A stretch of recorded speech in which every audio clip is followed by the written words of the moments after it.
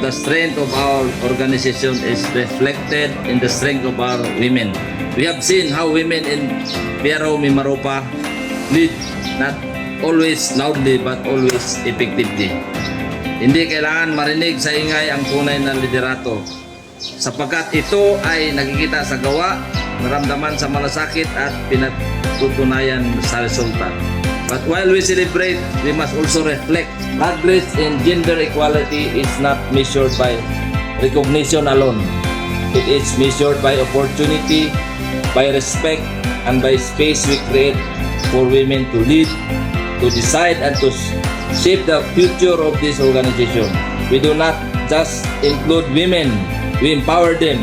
We do not just acknowledge their role, we invest in their leadership. This activity, the one-day mini Olympic, is a simple gathering, but it carries a deeper meaning. It reminds us that beyond ranks and designation, we are one team.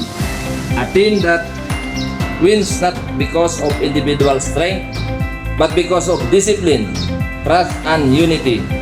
Sa bawat laro, sa bawat pagdawa at sa bawat samahan na nabubuo ngayon, naway lalo nating pagtibayan ang pundasyon ng ating organisasyon. Isang organisasyong may puso, may respeto at may malasakit. So in behalf of our regional director, so we give you this commitment. We will continue to build PRO MIMAROPA where every woman feels seen, heard, protected, and empowered. Not just today but every day. Because a stronger police force begins with a stronger, more inclusive organization.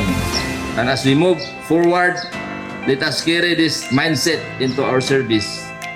Let us prove through our actions that the PNP is not only capable but compassionate, not only strong but just, not only present but truly felt by the people we serve. This is the essence of our mission under the banner of Bagong PNP para sa Bagong Pilipinas.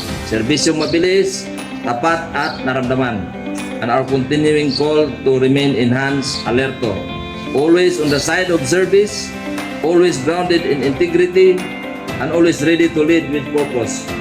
To all the women of PRO MIMAROPA, today we celebrate you. Tomorrow, we continue to stand with you. And in the days ahead, we will move forward together, stronger and more united than ever. Muli, Happy Women's Month sa inyong lahat at maraming salamat.